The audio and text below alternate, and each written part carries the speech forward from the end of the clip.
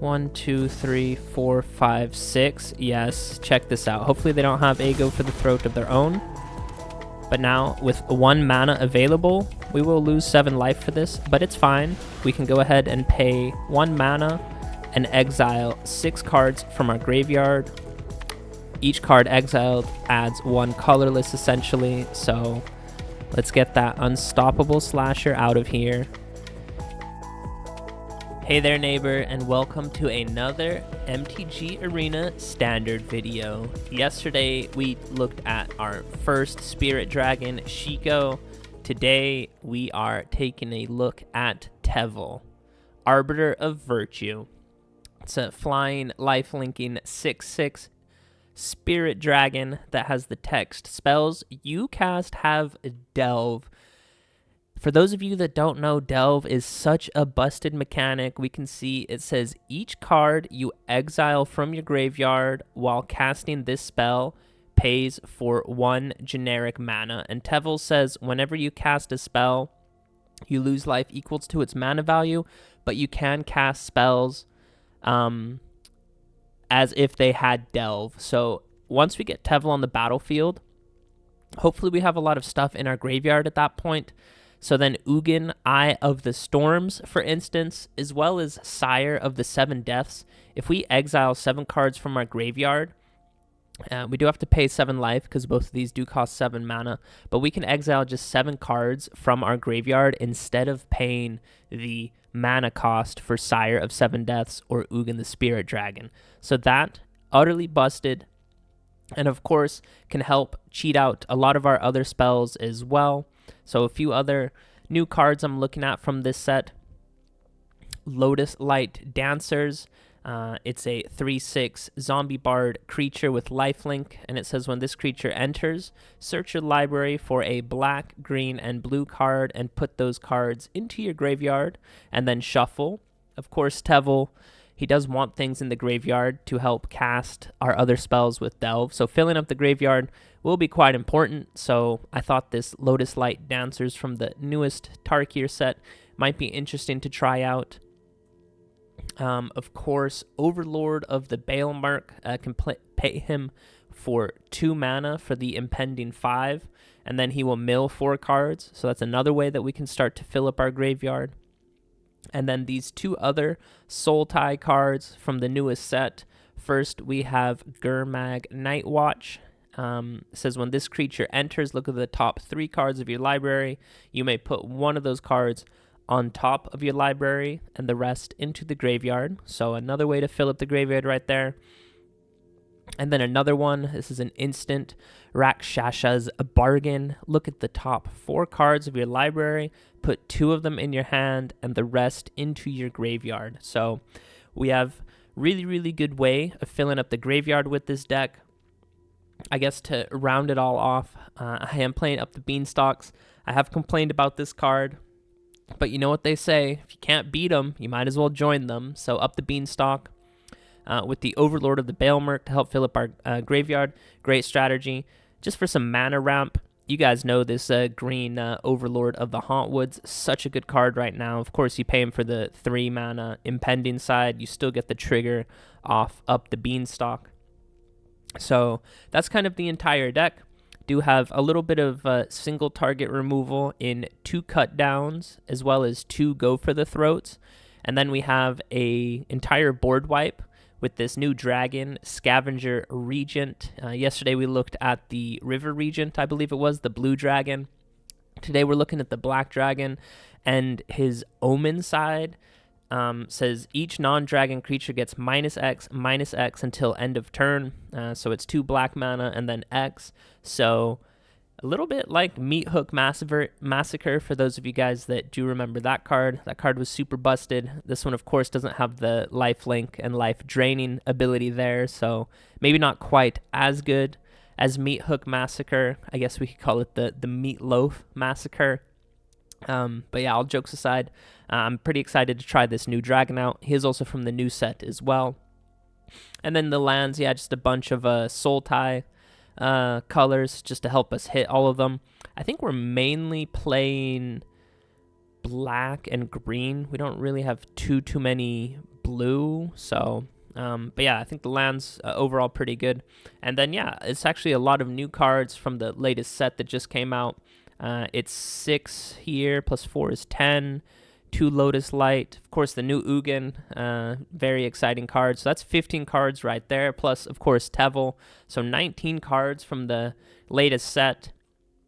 Did include 3 more lands. I don't know if you'd really consider that a new card from the latest set. But yeah, this mini Triome, of course, helps fix the colors as well. So yeah, that's kind of the deck. While I was building this and getting some inspiration from it, I thought, yeah, maybe a few other cards that might be really nice. I saw this Fangkeeper's Familiar. It has Flash for 4 mana. When this creature enters, you get to choose one option. I think with Teval, of course, where we're trying to fill up the graveyard, the first mode looks really good, where you gain 3 life and then get to surveil 3. The surveil, of course, puts stuff in the graveyard, so that could be really nice. Of course, destroy target enchantment. There's so many enchantments running around right now, so that could be kind of nice. And it can also, target counter target creature spell. So yeah, maybe I actually will try him out in the deck after playing a few games. So yeah, if in the middle of the video you see this Fangkeeper's Familiar, just know that, yeah, I'm deciding to try him out. Another card from the new set that looks kind of interesting is Keiru Goldkeeper. It's a dragon, 3/3 dragon, again for 4 mana. And this one kind of goes the opposite of Teval, where when one or more cards leave your graveyard during our turn, we get to create a treasure token. So it could be kind of nice. Not 100% sure how I feel about it. And then Codis, the Fangkeeper. I had someone play this card against me, and it was a really, really good card. It's an indestructible creature. It's a zombie warrior. And whenever he deals damage to a player, you get to exile the top X cards from their library, where X is the damage you dealt to them. And then you can play those cards without paying their mana cost. So could be interesting. But yeah, not really much synergy here. This Goldkeeper dragon, yeah, not a ton. The only one I could really see slotting in would be this Fangkeeper's Familiar. Unfortunately, it is just 4 mana though, so it won't trigger Up the Beanstalk. So that's why, yeah, for right now it's in the sideboard. And then the last one is another one of the Omen dragons, this Disruptive Stormbrood. For the 2 mana Omen side, you get to destroy target creature with power 3 or less. Yeah, unfortunately, that doesn't trigger the Up the Beanstalk side either. I have tested that out, and that doesn't work because you are just paying 2 mana for it. So, and then, yeah, destroy target creature with power 3 or less. At sorcery speed, I still think Go for the Throat is overall, better than that. So, yeah, this is the pile of cards that we went with. Maybe I might try out some of these in some of the games. I'll see how the deck performs for us. But yeah, I'm excited to try out Teval today, and let's go ahead and delve into some of these games. All right, opponent gets to go first. We are a little bit light on removal. Do have this Scavenger Regent, this cute little black dragon. Ooh, opponent might be ramping. So, yeah, we'll try and work up to a big X. Let's hope they're not too aggressive too quick. Yeah, we'll go ahead and scry. Draw another land. Not the best right there. Teval on top. Let's go. Definitely want him. So next turn will be Overlord. Ooh, they play a Gearhulk. For up to 2 artifacts. They do have Shard Mage Rescue, which I don't think saves them actually, so.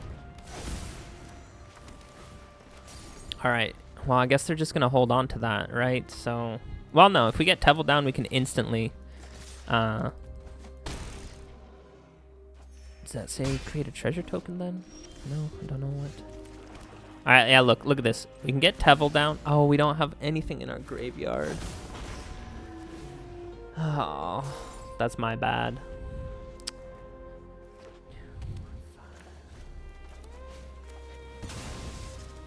Oh, I'm so dumb. I jumped the gun there. That's fine. We'll go ahead and remove this. Gear Hulk. We do have 4 mana, so target creature gets -4. Or no, sorry, not target creature. All creatures. All non-dragon creatures. Do they have a way of pumping it up? They do. I saw that in their hand, and I still went for that. Yo, that... I'm playing so bad. At least we will have Ugin next turn, so we will be able to exile him. 7 damage. Yikes. Alright. I think we'll still be able to pull this out. Let's get rid of this one.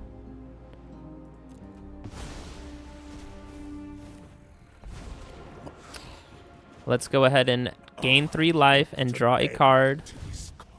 Our Overlord flips. My plan bears fruit.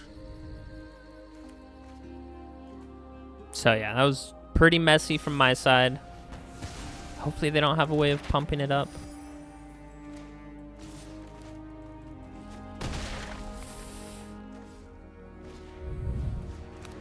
An elf we don't really care about.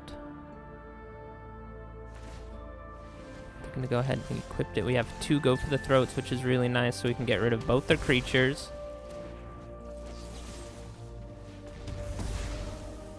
And then again, we can go ahead and draw a card, gain 3 life. We have a cut down, which is amazing. And this Rakshasha's Bargain, we can play that at instant speed. So I think we stabilize. That was really, really messy for me. I definitely got ahead of myself with Teval. You need things in the graveyard.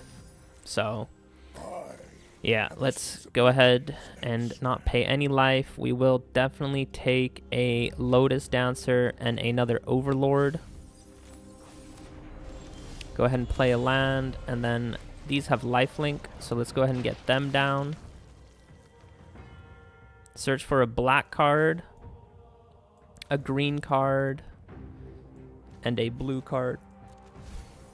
Those can go into the graveyard. And then we will hold our cut down as well as our Rakshasha's Bargain. They just have this guy, which is fine. That looks like that might be it. So again, let's go ahead, dig through our library, take an Overlord for sure. And then we drew a Sire of the 7 Deaths. We have enough mana to play him, so let's do that. And let's just go ahead and pump up our Lotus Light Dancer. We see an Ugin on top, which is amazing.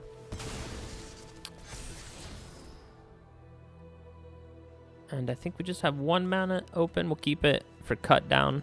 And we will go ahead and attack through, gain 5 life.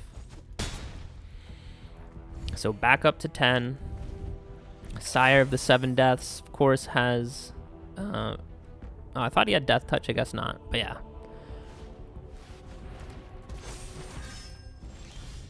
We drew Ugin off the top, which is amazing. Yeah, and I think we were going to go ahead and exile their Duskrose Reliquary, get back our Teval. But yeah, that was a really messy game from my side. But yeah, we got there in the end with our life-linking creatures, so GG. All right, we get to go first. Let's keep it. Go ahead and scry on turn 1. And turn 2, I think I will keep a land. Turn 2, we will see where we go. Oh man, it's mono red. You cannot escape it. Honestly, kind of crazy. I guess I'll play another one of these. I will keep an Overlord. Do 100% need to play our Swamp next turn so we can play Cut Down. So opponent not mono red. So maybe they won't be as aggressive, but they play this Goblin, which just creates a bunch of tokens whenever they do damage to us. So, well, I did want to say this guy has to go, but we do have the Meatloaf Massacre. They just have 1/1s right now, a 2/1. So next turn we could do X for 2. That I think would clear their board. We even have a land, so we could even do X for 3. So I think we're okay. Yeah, X for 3 is what it will be. We'll take a little bit of a beating right now, but that's fine. Yeah, unfortunately, we do have to play this land and say destroy, or not even destroy, just all non-dragon, or each non-dragon creature gets -X/-X. So that does clear their entire board. Next turn, we can get down the Overlord. And the turn after that, this Overlord will flip, so...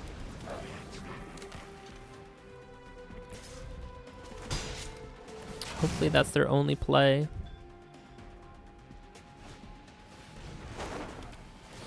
I hope we draw an untapped land. Dude, what a combo. Yeah, you know what? X for 2. Just clear the board. Did we only have 2 black? I guess that one came in tap. So we don't have Go for the Throat or Cut Down available, which sucks, but I think we're starting to stabilize. Are they gonna... oh, they just play a creature, that's fine. It dies to Cut Down. Alright, I think we've stabilized, and we have Ugin, so we just need one more land. What does this one say? Create a red dragon. Yeah, I think that's a big no from me, homie. So instantly cut this one down. 100% we're bringing back Teval. Cut down this guy. And now we have 2 5/5 blockers, or 6/5 and a 5/5.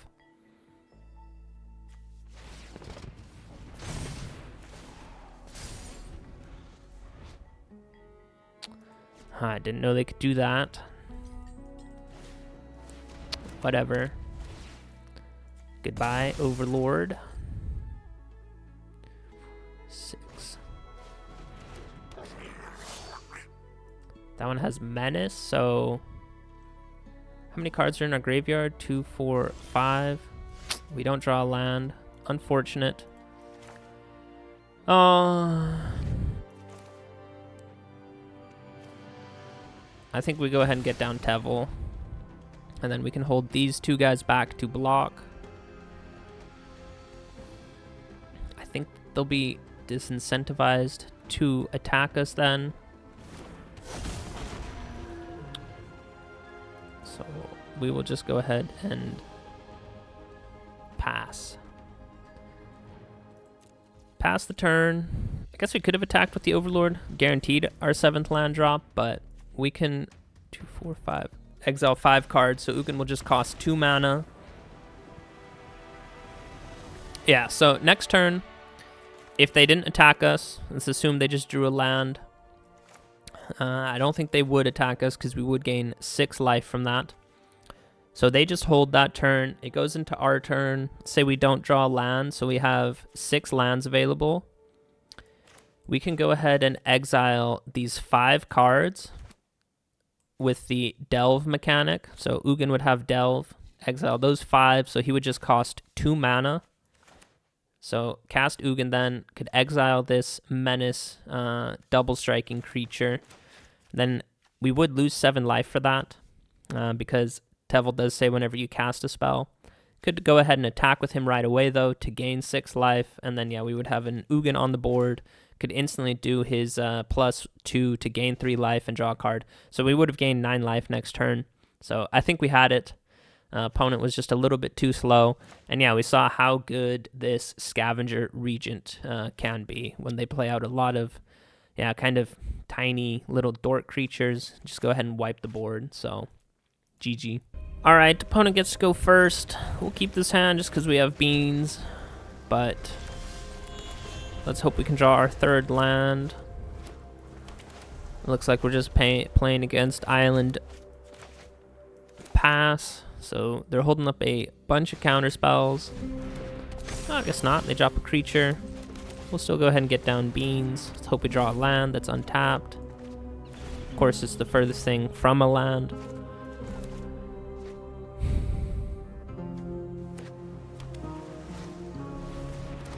so they're playing a discard deck. I guess our little dragon can put in some work. We do draw land, which is really nice, so...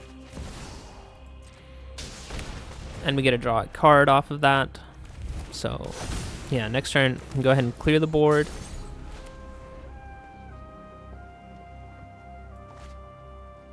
So we'll have 5 mana next turn, so we can do X for 3.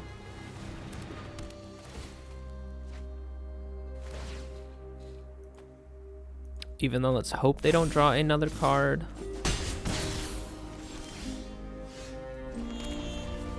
We do also have 2 cut downs. What do we want to do? Let's honestly just risk the cut downs right now. There is a stick. So that one's gone. Yeah, we'll still have 3 mana, so we can go ahead and play this on their turn.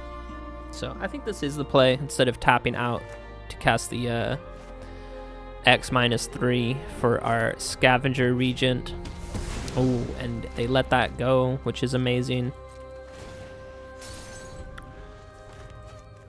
So yeah, we will play Rakshasha's Bargain. They have a Kiora. So that one dies to our little Meatloaf Massacre. They draw 2 cards, which is really nice, so they'll be able to put 2 counters on it. So she'll go up to 4 toughness. We do need to draw a land. I guess we can find one with this one. Pass. Our turn. Take 1 damage. We draw a card. Yeah, that combo I love. Am I blocking this for you guys? I don't think so. Yeah, look, it costs 3 mana, but I think Up the Beanstalk sees it as 6. They do have a counter spell, which is really unfortunate. We did draw a land, though. So that is 6 for us. We will go ahead and do X equals 4 to get rid of Kiora. Draw a land off of that one. I just have 3 lands in our library, which is unfortunate. But if we draw a land, which we do we just get down Ugin? I think we do. And then this is a pawn cast, so even if they counter it, we still get to exile that one. So they are left with just a monument, 2 cards in hand, and we were drawing a card off of the Up the Beanstalk, and our Overlord was flipping. So, yeah. GG. Our opponent is here. Alright. Hopefully we have a game. We will definitely keep a land. And turn 2, Beanstalk. Turn 3, Overlord. And we have the combo of Teval and Ugin. Currently don't have anything in our graveyard. Opponent on a Unholy Annex type of build. I still think we get down Overlord. Drew a land, which is really nice. And then next turn we could go cut down into Rakshasha's Bargain.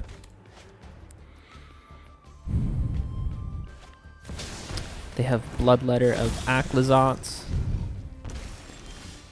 So we will go ahead and scry. We definitely don't need another land, and we can actually go Overlord. Draw a card from this. And then we can use a Go for the Throat. Get back Ugin. And we'll use Go for the Throat on their turn. So we'll pass it back to the opponent. Discard a land. Yeah, we do have 5 mana available, and be still 5 mana next turn. I'm worried that the opponent might have a kill spell if we play out our Teval, but we'll try it nonetheless.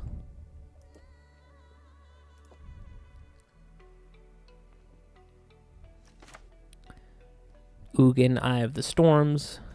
Been having a blast playing him. Really fun planeswalker.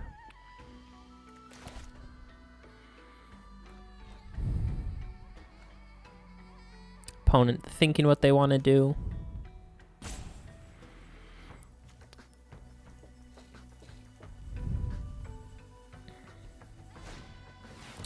And wow, can you believe it? They have a unstoppable slasher.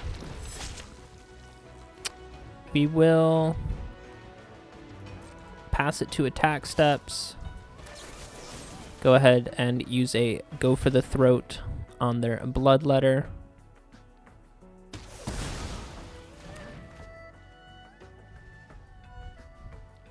And hopefully if we draw a untapped land, we can go Teval. Draw a card off of that, which is really nice. 1, 2, 3, 4, 5, 6. Yes, check this out. Hopefully they don't have a go for the throat of their own. But now, with 1 mana available, we will lose 7 life for this, but it's fine. We can go ahead and pay 1 mana and exile 6 cards from our graveyard. Each card exiled adds 1 colorless, essentially, so let's get that unstoppable slasher out of here. We will lose 7 life, because Teval does say whenever you cast a spell, you do lose life equal to its mana value. But we get to draw a card off the Up the Beanstalk.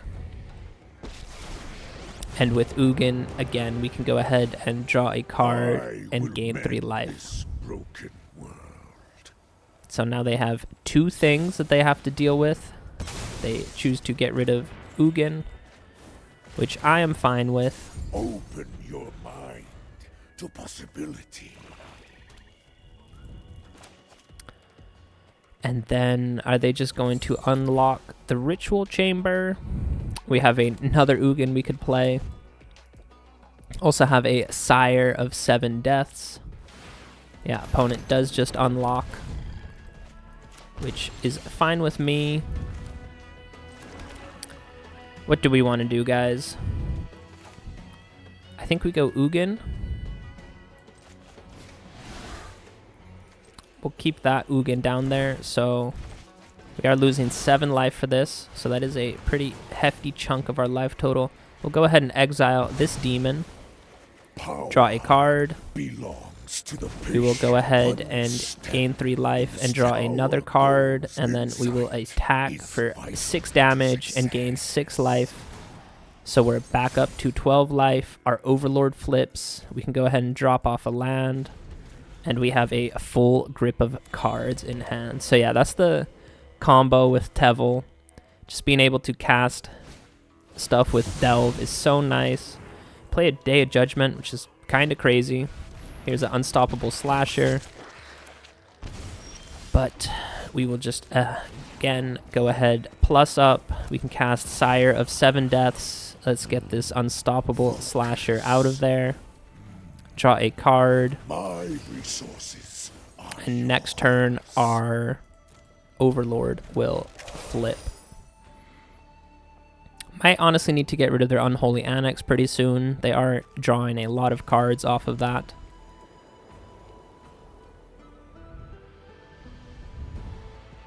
But again, they have 2 pretty important things to deal with.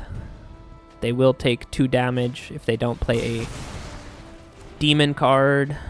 They have 5 mana available, so they still could. But we have a decent amount of removal available.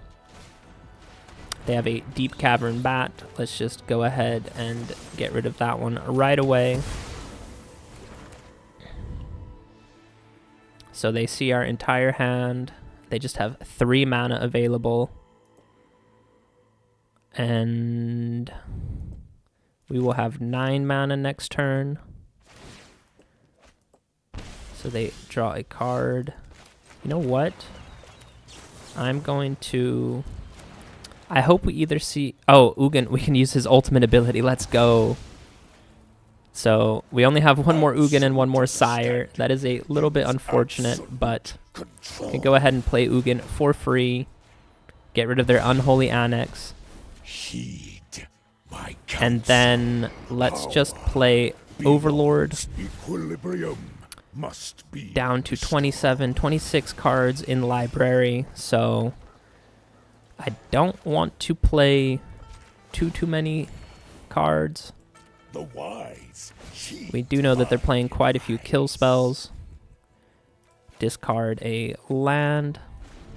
So we've seen Day of Judgment and Split Up, so might be hard to kind of close the game out. Because again, yeah, there we see it. They do have another Split Up.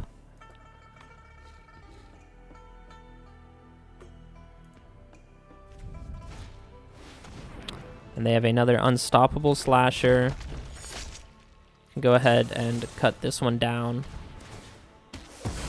And then we can use Go for the Throat on it. Just to get it out of there. We draw our own cut down. Let's draw a card. Play a land. Let's get out the Grum Night Watch. That triggers Up the Beanstalk as well. Let's take this dragon. We are only down to 20 cards in library. So hopefully the opponent is out of their board wipes. They are running a little bit low on cards in hand. Ugin's really not doing much now.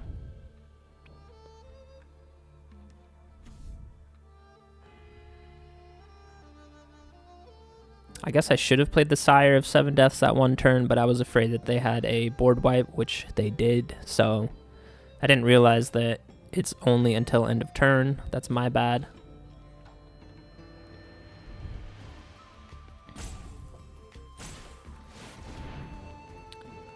Put 2 creature cards from a single graveyard. Yo, that's pretty powerful.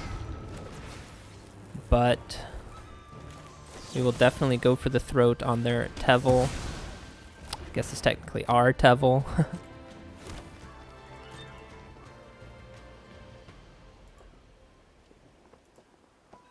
And sure. That's a big no blocks from us. Ugin not really doing much for us right now. I'm glad we don't have Sire of the Seven Deaths in our graveyard. That would have been scary. So they do have to sacrifice. Let's go ahead and just look. Draw a card. We'll take another Teval and a Go for the Throat. So it's our turn. We're down to 14 cards in library. We will 100% attack them. And we will just pass our turn.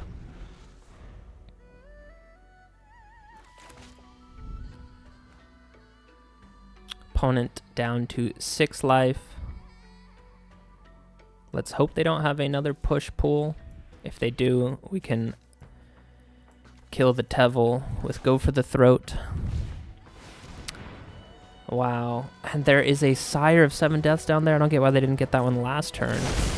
Bro. Alright, well, we're gonna 100% destroy that one. So they will gain 6 life again, so they go back up to 12. To persist would be folly. Ooh, they do lose life for that. That I am really, really happy about.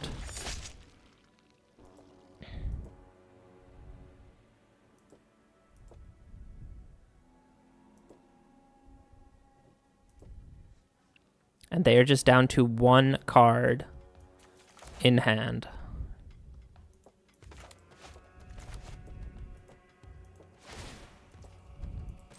So sacrifice that one. Let us see what's on top. A land, we'll keep it. Go ahead and cut down their Unstoppable Slasher.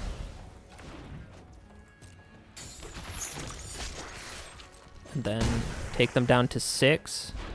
We will go ahead and play the Scavenger Regent.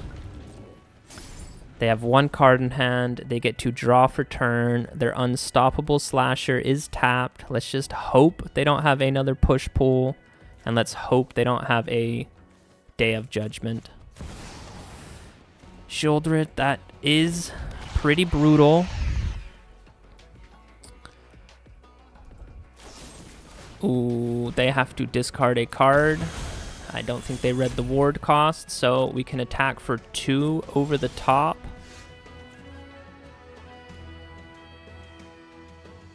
What do we still have in our deck? We don't have any more cut downs. Ooh. I think we draw for turn. Yikes. Let's go ahead and surveil 2. I should have done that before. Oh. I guess we go ahead and play Teval. We're down to 9 cards in library. We do lose 2 life for that. We will go ahead and attack with the Scavenger Regent. And again, let's just hope that they don't draw a board wipe. If they have Split Up, that's fine. If they have Day of Judgment, that would really suck. Because, yeah, their Unstoppable Slasher is still tapped for this turn. I think we got them. I think if they had something, they would have played it. Yes. Whew. That was a really, really hard-fought victory. We did get there in the end. Nearly decked ourselves out. Yeah, opponent kind of with a little bit of an unusual Unholy Annex deck. I haven't really seen much board wipe with Split Up and Day of Judgment. And they had push-pull. They were able to bring back our creatures, which I think were a lot better than their creatures. So, yeah, that's pretty crazy. I do see the combo they're going with push-pull. They try and bring back Unstoppable Slasher, and the Bloodletter of Aclazotz can finish us off that way. But yeah, that was a pretty hard-fought game, but a GG. All right, we got to go first. We do have Up the Beanstalk, a few cut downs, so if we're playing against an aggro deck, I like it quite a bit. Even if we're playing against a control deck, can draw off Up the Beanstalk and our Overlord, so I think it's looking pretty good. Playing against X Lord, X Leo, X. It's like an old school Xbox gamer tag. Yikes. Cannot go a single 3 games without seeing mono red. What do we want to do? Honestly, I think we surveil, see what's on top. Go ahead and bin that one. We do have cut down available. So let's see what they play. They go land into the Emberheart Challenger. You already know that that one has to get out of there. So taking 2 damage right here. That's fine. We draw an Overlord. That is amazing. So we will go... Yeah, we'll go Beans, because then we can keep cut down available. We drew a land, which will come in untapped. So that is amazing. We have cut down available. And next turn, we can go Overlord, draw a card off of Beans. Screaming Nemesis, that you hate to see. So we'll get rid of the Hired Claw.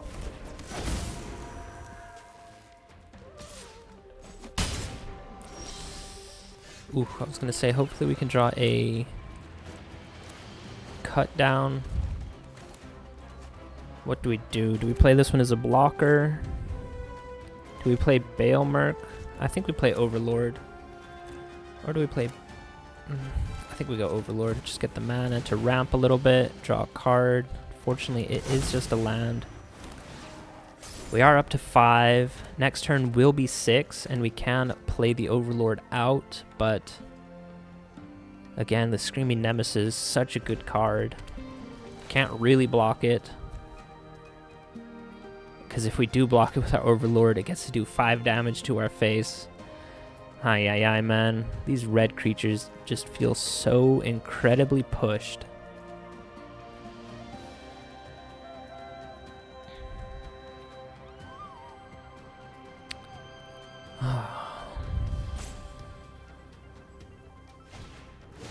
Dude, they have that manifold mouse as well. Do we have a board wipe? I guess we do. We have that one regent.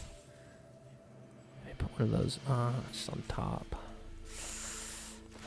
Alright, so we're taking 3 damage this turn. Let's really, really hope we can draw the... What's it called?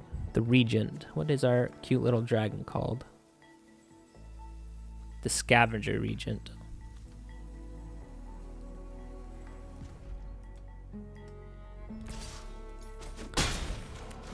Oh, ask and you shall receive. Thank you very much. We're doing it for 3, so 2, 3, so we'll have 1 mana left over. Thank you very much. And we get to draw a card off of that, because technically we spent 5 mana to cast that. That is amazing. We drew Teval, 3 cards in our graveyard, so I think we're going to be able to pull it out against mono red. They are drawing a lot of lands. It is a Swift Spear into a Monstrous Rage. Ooh, into nothing. You love to see that. Might have a few burn spells. We drew another one, so that's amazing, but for sure we will go ahead and get down Teval, draw a card. Alright, this is where against mono red it does get a little bit dicey. Every spell we cast, we do lose life equal to its mana value, so we do have to be a little bit careful. Honestly, we might just use him to block. Just gain 6 life. It's just a hired claw.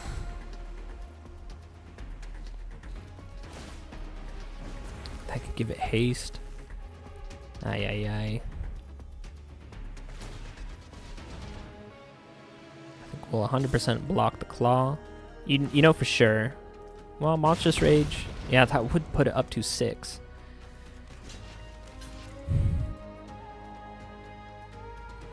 Monstrous Rage. Wow. I don't get why he didn't attack with the Swift Spear, but that is so incredibly insane that mono red can take out with a 1 powered creature. They can take out a 5 toughness creature. Alright, anyways. Gain 3 life. It's a cut down, which is amazing. And our Overlord flips, so 100% we have this in the bag. Yeah, that's not doing anything to us. And we even drew a Sire of 7 Deaths. Let's go. Let's honestly exile Beans. We don't need any more card draw, really.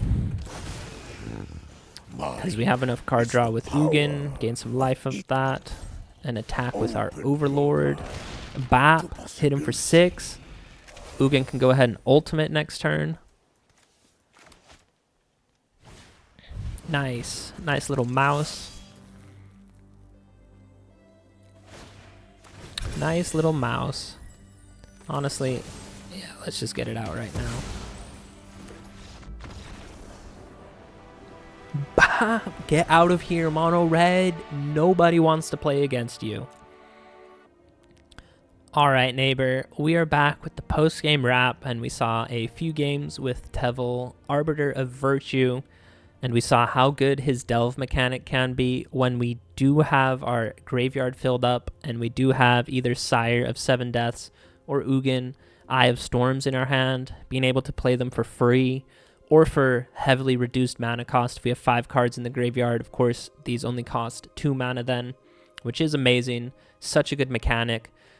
I think they did balance it out a little bit by saying that basically no matter what, whenever you cast a spell, when Teval's on the battlefield, even though the spells have delve, you lose life equal to their mana value. So usually by turn 5 or turn 6, when you do get Teval onto the battlefield, you will probably have lost a little bit of life by that point. If you're playing against mono red, good luck surviving till turn 5 or 6.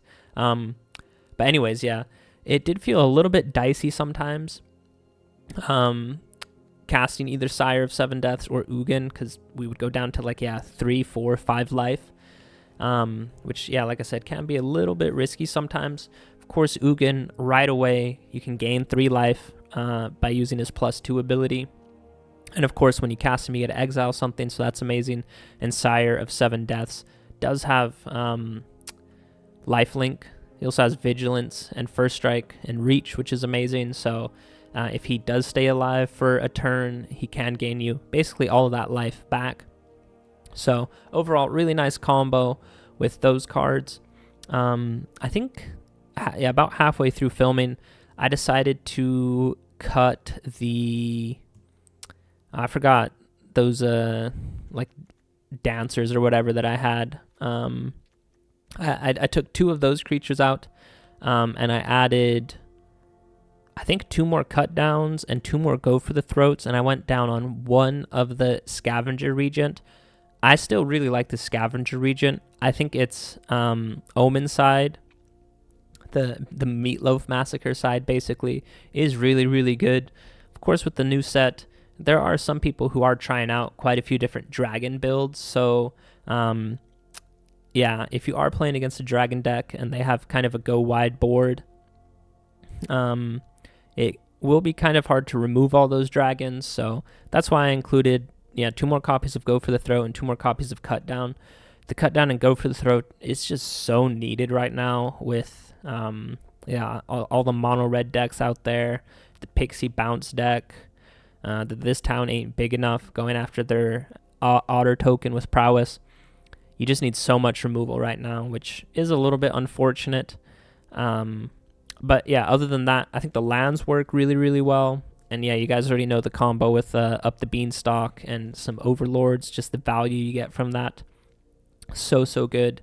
I think in a few games we got pretty close to decking ourselves out, even with just 1 Up the Beanstalk in our deck, because nearly every single card in our entire library triggers Up the Beanstalk. You guys already know that the Overlords do that. Of course, Sire of Seven Deaths and Ugin, as well as Teval, would do that. The Scavenger Regent, if you pay 4 mana for the dragon creature side, it doesn't trigger it, but if you play the Sorcery Omen side for X equals 5, or sorry, if X equals 3, you still need the 2 black mana, so that's still 5 mana total used to cast that spell, so that will also trigger Up the Beanstalk. And as surprising as it is, Rakshasha's Bargain, 3 mana, black, green, and blue, as well as this Gurmag Nightwatch, again, 3 mana, black, green, and blue. Both of these still trigger Up the Beanstalk because I guess it's looking at it as the 2/2/2 side, which is 6 mana. Absolutely crazy. So every single card in your deck, with the exception of your 2 early game removal spells, will trigger Up the Beanstalk. So you can really, really, really quickly go through your entire library, which is pretty crazy. So honestly, maybe you could even go down on 1 copy of Beanstalks, because I don't think you would ever want 2 copies. You would just be drawing so much. So you could maybe go 2 copies there. I did really like Teval. I think it is good that he has lifelink. That was helped us stabilize a few times as well. So overall, a really fun deck. Stack ranking wise, I think the Shiko Paragon of the Way, the Jeskai deck that we played yesterday, is a little bit better than Teval. Arbiter of Virtue, but still nonetheless a really, really fun deck, and I would definitely try it out. But stick around for the bonus games.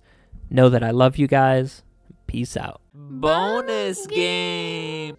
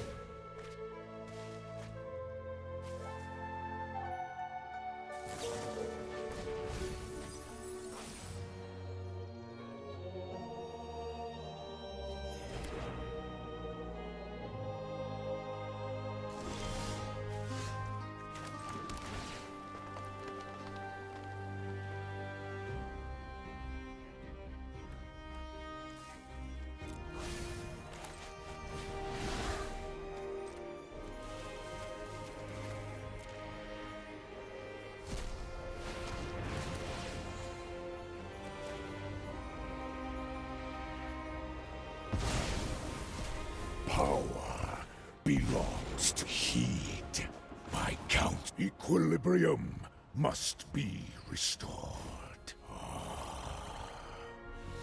My plan bears fruit.